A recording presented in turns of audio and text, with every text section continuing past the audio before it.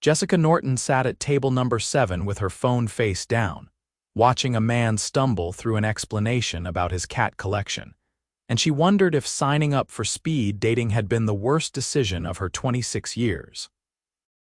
The fluorescent lights of the community center buzzed overhead, casting an unflattering glow on the 30 hopeful singles rotating through 5-minute conversations that felt more like job interviews than romantic connections. She worked as a physical therapist at a children's hospital, spending her days helping kids regain their strength and mobility, and somehow that felt easier than navigating the dating world. Her best friend Melissa had practically dragged her here after Jessica's last relationship ended 6 months ago with her ex-boyfriend, admitting he was not ready for anything serious after 2 years together. The bell rang, signaling the end of cat collection guy's time, and Jessica plastered on a smile as the next man approached her table. He was tall with dark hair that looked like he had run his hands through it a few times, wearing a simple black button-down shirt with the sleeves rolled to his elbows. His eyes were an intense shade of blue-green that made her forget the practiced greeting she had been using all night. When he sat down across from her, he extended his hand with a genuine smile that reached those remarkable eyes. "Harrison Taylor," he said, his voice warm and slightly rough around the edges. "And before you ask, no, I do not have any cats." Jessica laughed, the sound surprising her with its authenticity. "Jessica Norton, that is a relief because I just spent 5 minutes learning more about feline nutrition than I ever needed to know." "I heard some of that from the next table," Harrison admitted, his smile widening. "I was trying not to listen, but the guy is passionate about his pets." "What are you passionate about?" Jessica asked, leaning forward slightly. There was something about him that felt different from every other person she had talked to tonight. He seemed relaxed, present, like he actually wanted to be here rather than checking boxes on some dating checklist. Harrison considered the question seriously. "Building things. Creating spaces where people can come together." "I work in real estate development, mostly commercial properties, some residential projects. What about you?" "I am a physical therapist at Children's Memorial Hospital. I work with kids recovering from injuries or surgeries, helping them get their strength back." She watched his face as she spoke, noticing how his expression softened with genuine interest. "That must be incredibly rewarding," Harrison said, "and probably heartbreaking sometimes." "Both," Jessica admitted, "every single day." "But when you see a kid take their first steps after months of work, or throw a ball again after a serious injury, it makes everything worth it."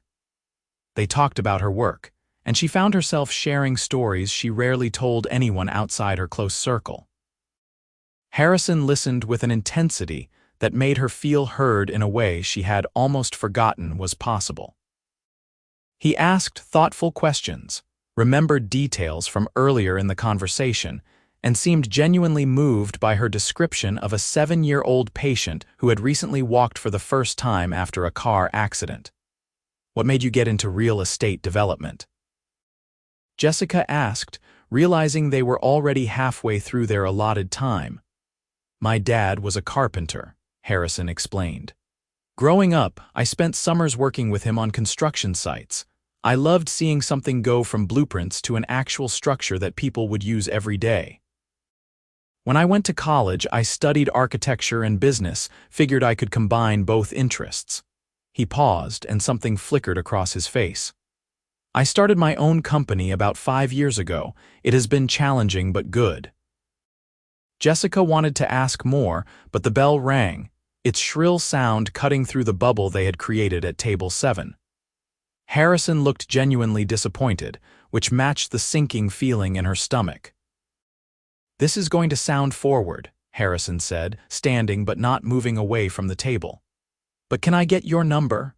I know we are supposed to mark cards and wait for matches, but I do not want to risk not seeing you again." Jessica felt heat rise to her cheeks. She grabbed a pen from her purse and wrote her number on a napkin, sliding it across to him. "I was hoping you would ask." Harrison took the napkin like it was something precious, folding it carefully and putting it in his pocket. "I will call you tomorrow. Is that too soon?" "Tomorrow is perfect," Jessica said, smiling up at him. He squeezed her shoulder gently before moving to the next table, and Jessica sat there for a moment, trying to compose herself before the next person arrived.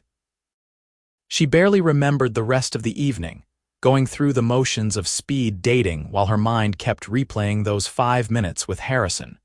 True to his word, Harrison called the next afternoon while Jessica was grocery shopping. She nearly dropped a container of yogurt when her phone rang with an unknown number. "Jessica, it is Harrison, from last night."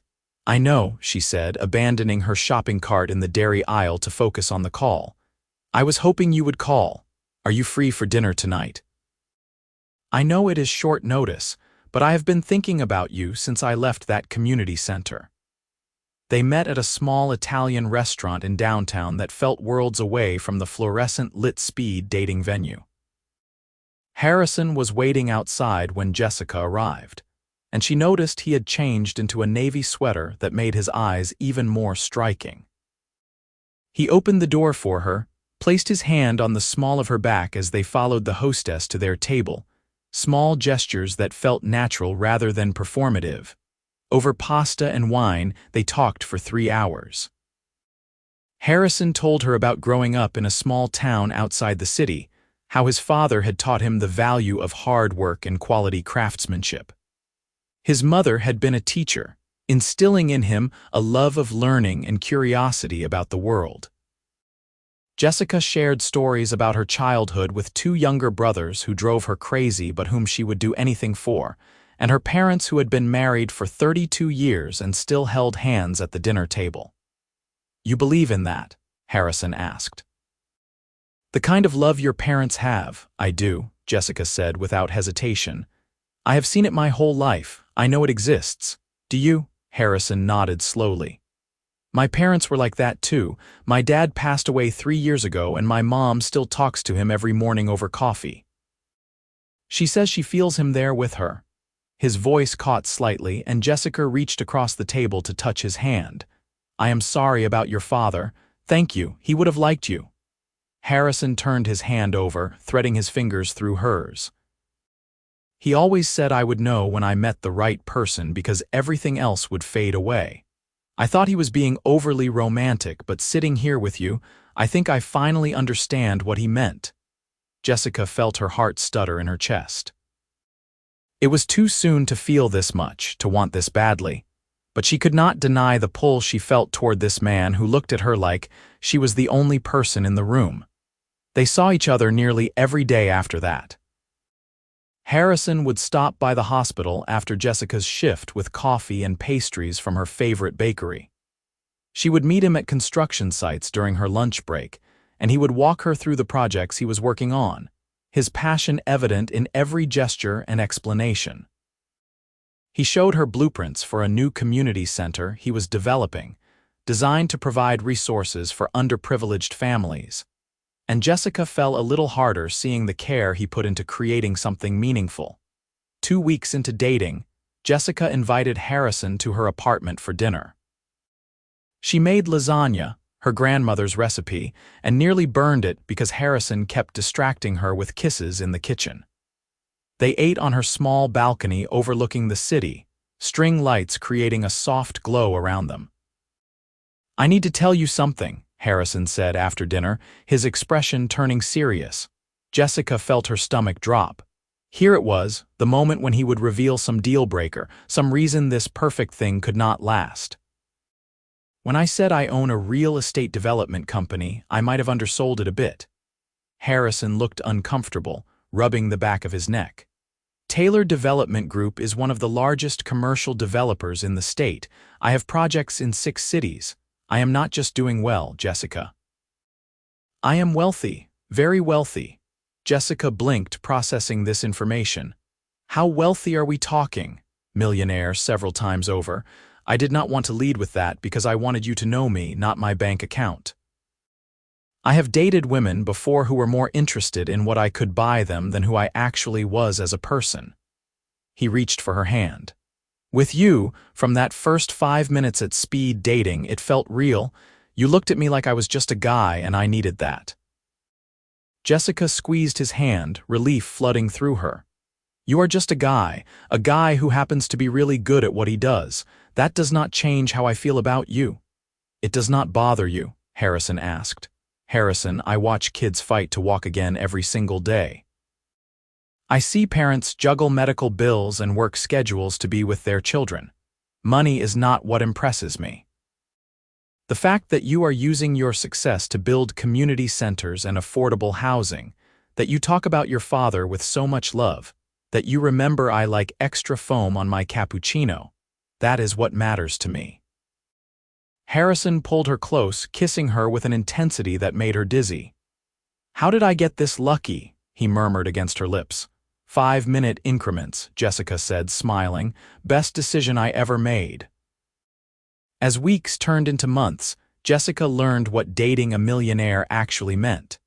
Harrison drove a nice car, but it was not ostentatious. He lived in a beautiful penthouse apartment, but it felt like a home, filled with photos and books and comfortable furniture. He took her to nice restaurants, but also to food trucks and dive bars. His wealth was simply a part of who he was, not the defining characteristic. She met his mother 4 months into their relationship. Margaret Taylor was a petite woman with Harrison's eyes and a warm smile that immediately put Jessica at ease. They had lunch at Margaret's house, a cozy cottage filled with memories of Harrison's father. He told me about you after that speed dating night, Margaret said, showing Jessica a photo of Harrison as a young boy standing next to his father on a construction site. Called me at 10 at night, could not wait until morning, said he had met someone special.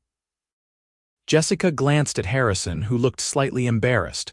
Mom, you do not need to tell her everything. Oh, I am just getting started, Margaret said with a mischievous smile.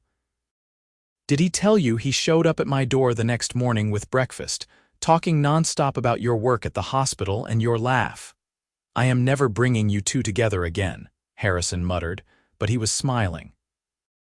Jessica felt embraced by Margaret's warmth, the easy way Harrison's mother treated her like she already belonged in their family. Over dessert, Margaret pulled out more photos, telling stories about Harrison growing up, and Jessica fell more in love watching him interact with his mother, the gentle way he teased her and made sure she was comfortable. 6 months into their relationship, Jessica introduced Harrison to her family at her parents' annual summer barbecue. Her brothers, Jake and Marcus, immediately interrogated Harrison about his intentions, his job, his 5-year plan. Harrison handled it with good humor, answering their questions honestly while helping Jessica's father man the grill. He is a good one, Jessica's mother, Patricia, said quietly, standing next to Jessica on the porch. Your father approves and you know how picky he is. I really love him, Mom, Jessica admitted. Is it crazy that I can see a future with him? We have only been together 6 months, Patricia hugged her daughter. Your father proposed after 3 months. When you know, and honey, anyone watching you two together can see you know. That night, lying in bed in Harrison's penthouse, Jessica traced patterns on his chest. My mom likes you. Your brothers scared me a little, Harrison admitted. Marcus asked me about my credit score, Jessica laughed. He is protective, they both are, but they like you too, I could tell. Harrison rolled over, propping himself up on one elbow to look down at her. Move in with me. What? Move in with me? I know it has only been 6 months, but I hate the nights you are not here. I hate waking up without you. I want to come home to you every day. I want this to be our place, not just mine. Jessica felt tears prick her eyes. Yes, I will move in with you. They spent the next month combining their lives. Jessica brought her furniture, her books, her collection of plants that took over the penthouse's expansive windows. Harrison cleared closet space, gave her half the bathroom, and insisted she redecorate however she wanted. They painted the spare bedroom together, turning it into a home office for Jessica where she could do paperwork and telehealth appointments. Living together revealed new dimensions of their relationship. Harrison was meticulous about making the bed but left his shoes everywhere. Jessica was organized with everything except her hair products, which slowly took over the bathroom counter. They learned each other's rhythms, how Harrison needed quiet in the mornings and Jessica came alive at night. They cooked together, argued over whether dishes should be washed immediately or left until after dinner, and made love in every room of the penthouse. 8 months into living together, a crisis at work tested them. One of Harrison's major development projects hit significant setbacks. A contractor had cut corners, and structural issues were discovered that would cost millions to fix. Jessica came home to find Harrison on the balcony, staring at the city, his shoulders tense with stress. "Talk to me," she said, wrapping her arms around him from behind. Harrison turned, pulling her close. "The Riverside project, we found major problems. I have to halt construction, fire the contractor, potentially face lawsuits. It is going to cost the company a fortune, and I keep thinking about all the people this will affect. The businesses that were going to lease space, the affordable housing units we promised. What are you going to do?" Jessica asked. "Fix it. The right way, no matter what it costs. My father always said your reputation is built on every single decision you make. I am not going to cut corners just to save money." He looked exhausted but determined. Jessica spent the next few weeks watching Harrison work 18-hour days, making difficult decisions, personally overseeing the reconstruction. She brought him dinner at the office, rubbed his shoulders when he came home too tired to think, and reminded him why he started his company in the first place. Slowly, the project came back on track. Harrison's commitment to doing things right, even when it was costly, earned him respect throughout the industry. The night the Riverside project finally passed its inspections, Harrison came home with a bottle of champagne and a smile Jessica had not seen in weeks. "We did it," he said, pulling her into a dance in the middle of their living room, no music playing. "The building is sound, the tenants are happy, and we are back on schedule." "You did it," Jessica corrected.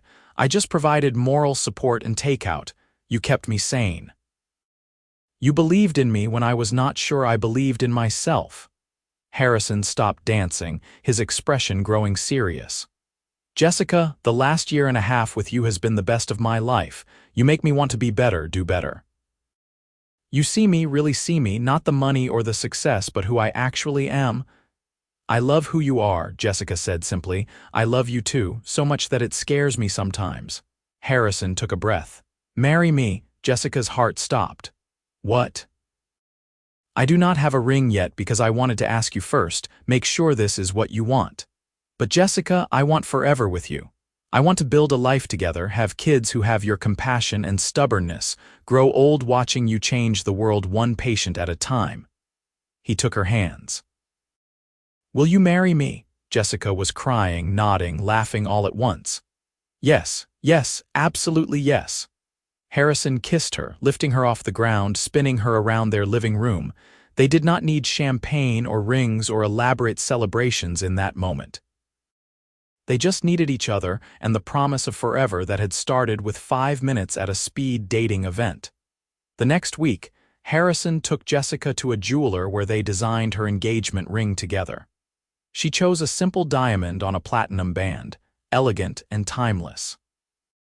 Harrison surprised her by having the inside of the band engraved with Table 7, making her tear up in the middle of the jewelry store. They got engaged in the spring and decided on a fall wedding, giving them 6 months to plan.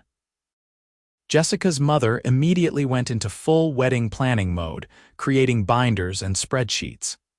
Harrison's mother offered her own wedding dress, which had been preserved for decades. When Jessica tried it on and it fit perfectly with minimal alterations, Margaret cried, saying it felt like Harrison's father was there with them. The wedding planning brought their families together. Jessica's brothers helped Harrison pick out groomsmen gifts. Margaret and Patricia became fast friends, meeting for lunch weekly to discuss flowers and seating arrangements. Harrison's business partner, David, offered his estate for the wedding venue, a sprawling property with gardens that overlooked a lake. 3 months before the wedding, Jessica discovered she was pregnant. She stared at the positive test in their bathroom, equal parts terrified and thrilled. They had talked about having kids eventually, but this was sooner than planned. She found Harrison in his office, reviewing contracts for a new project. "I need to show you something," she said, holding out the pregnancy test. Harrison looked at it, then at her, then back at the test. "Are you serious? Completely serious? I am pregnant. We are going to have a baby." Harrison let out a shout of joy that probably scared their neighbors, picking Jessica up and spinning her around carefully. "We are having a baby. Oh my God, we are having a baby. Are you okay with this?" Jessica asked. "I know it is earlier than we planned. Okay with it?" "Jessica, this is incredible. Yes, it is sooner than we expected, but we love each other, we are getting married, we have a home, our baby is going to be so loved." Harrison placed his hand on her still flat stomach. "Hi, baby, I am your dad, I cannot wait to meet you." They decided to tell their families at their joint rehearsal dinner 2 days before the wedding. After dinner, Harrison stood up, clinking his glass to get everyone's attention. "Jessica and I have an announcement," he said, pulling her to her feet beside him. "In about 6 months, we are going to be adding another member to our families. We are having a baby." The room erupted in cheers and tears. Margaret hugged them both, crying happy tears. Patricia immediately started talking about baby showers and nurseries. Jessica's brothers congratulated Harrison, Jake joking that at least he was making an honest woman of their sister before the baby arrived. The wedding day dawned clear and perfect, the fall air crisp and the leaves turning brilliant shades of red and gold. Jessica stood in the bridal suite at David's estate, wearing Margaret's dress, her mother adjusting her veil while her best friend Melissa fussed with her bouquet. "You ready for this?" Melissa asked. "I have been ready since 5 minutes at table 7, Jessica said. The ceremony took place in the garden as the sun began to set, golden light filtering through the trees. Jessica walked down the aisle on her father's arm, but her eyes were only for Harrison, standing at the altar in a perfectly tailored suit, looking at her like she was everything he had ever wanted. They wrote their own vows. Harrison went first, his voice steady despite the emotion in his eyes.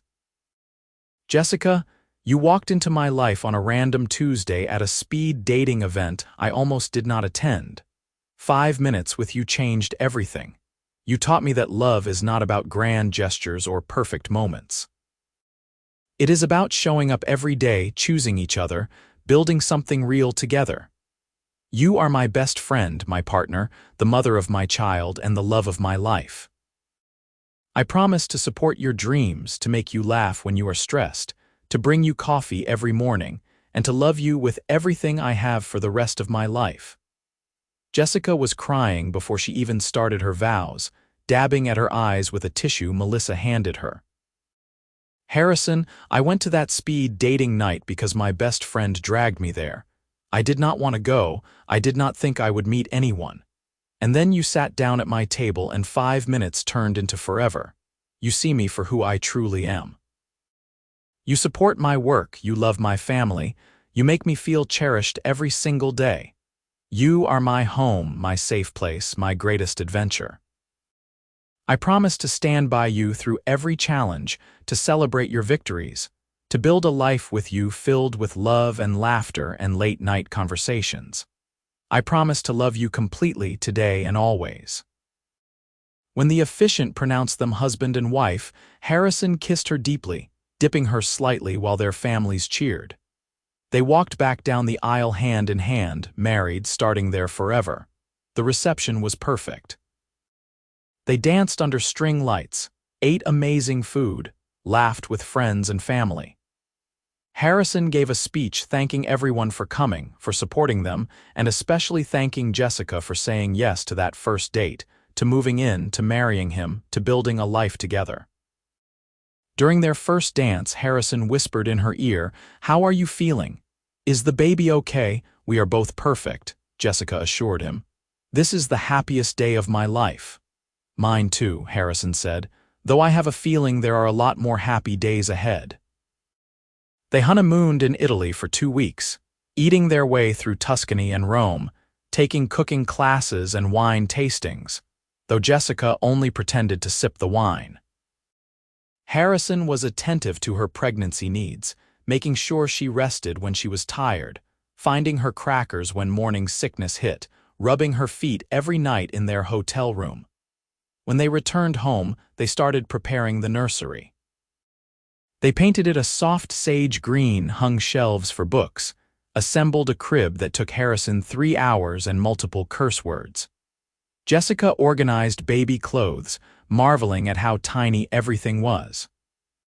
Harrison talked to her growing belly every night, telling their baby about his day, reading children's books, singing terribly off-key. At her 20-week ultrasound, they discovered they were having a girl. Harrison cried seeing his daughter on the screen, squeezing Jessica's hand so tight she thought he might break it. "A daughter," he kept saying in awe.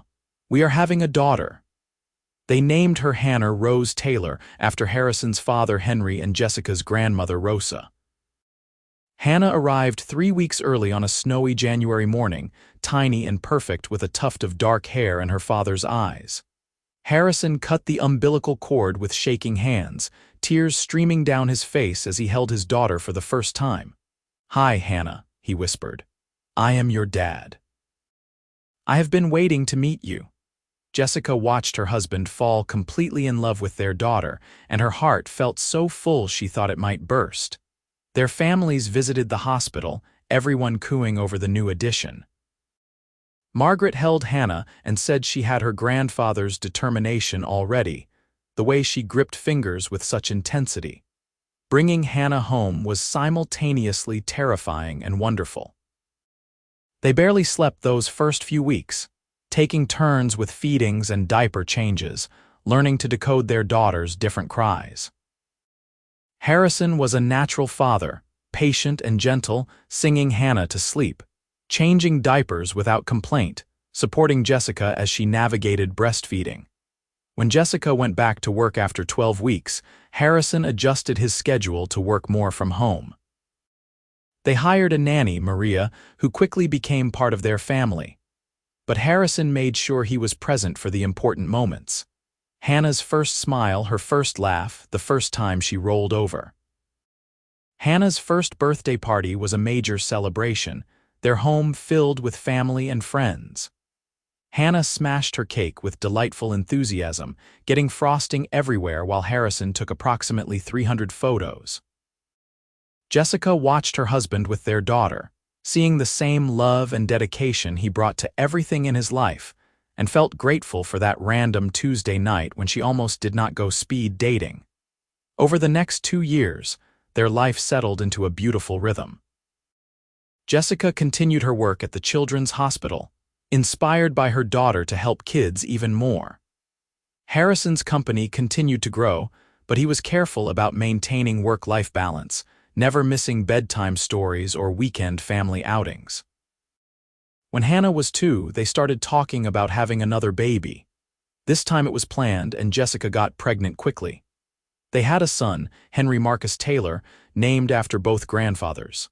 Henry had Jessica's smile and an easygoing temperament that contrasted with Hannah's dramatic flair. Harrison was outnumbered now, living with 3 strong-willed females and his baby son, and he loved every chaotic minute. Family dinners were loud and messy. Weekends were filled with park visits and children's museums. Their penthouse, once pristine and elegant, was now covered in toys and artwork and the beautiful chaos of family life. 5 years after their wedding, on their anniversary, Harrison surprised Jessica with a weekend away while the grandparents watched the kids. They went back to that small Italian restaurant where they had their first real date, sitting at the same table if possible.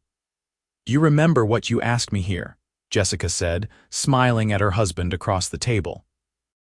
"I asked if you believed in the kind of love your parents have," Harrison recalled. "You said you did because you had seen it your whole life."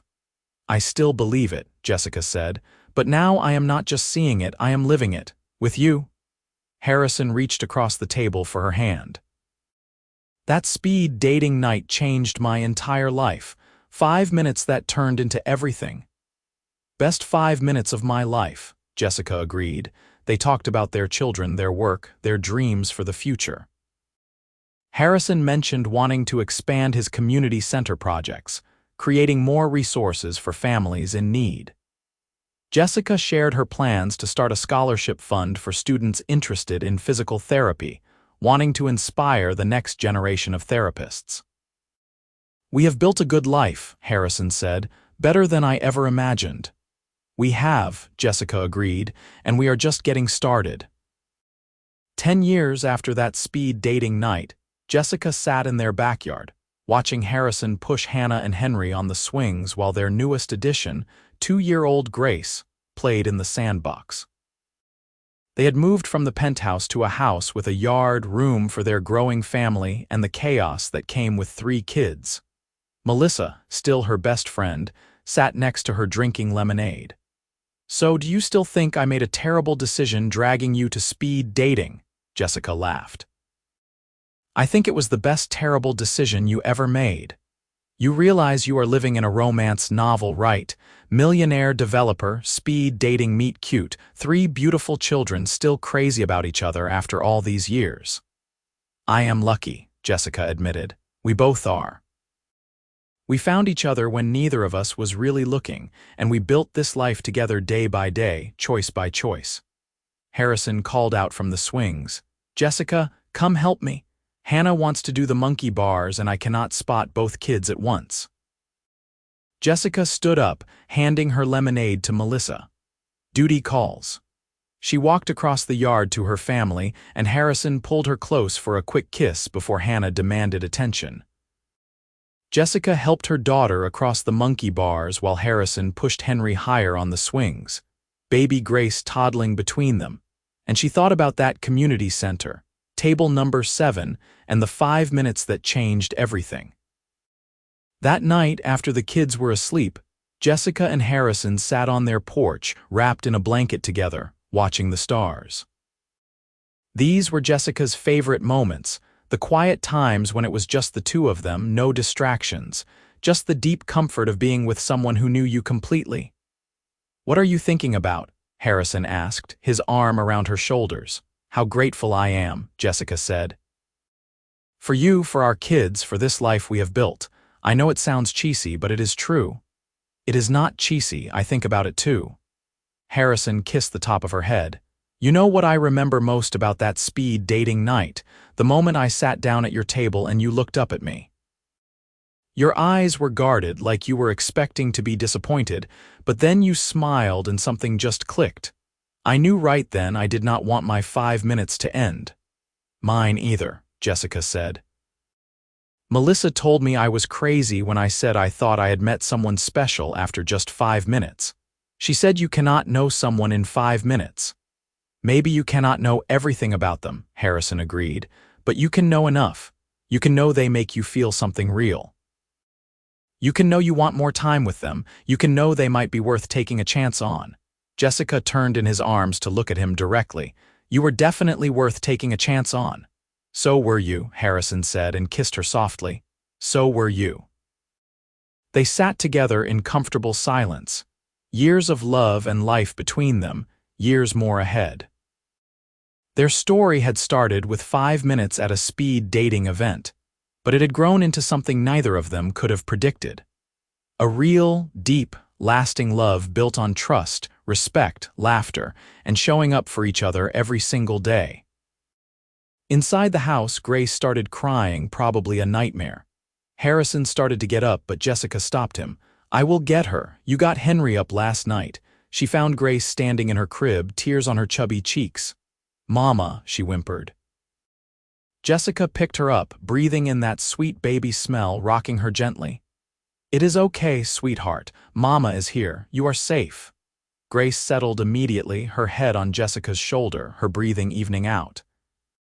Jessica carried her back to the porch where Harrison waited, and together they rocked their youngest daughter back to sleep, partners in this beautiful, messy adventure of life and love and family. Harrison looked at Jessica holding their daughter, and his expression was so full of love it made her breath catch. Even after all these years, he could still make her heart race with a single look.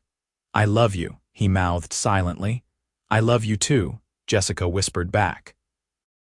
And in that moment, with Grace sleeping peacefully in her arms, her husband beside her, their older children safe in their beds, Jessica Norton Taylor knew that she had everything she had ever wanted and so much more than she had dared to dream. All because she had taken a chance on 5 minutes with a stranger at table 7, 5 minutes that had somehow, miraculously, turned into forever.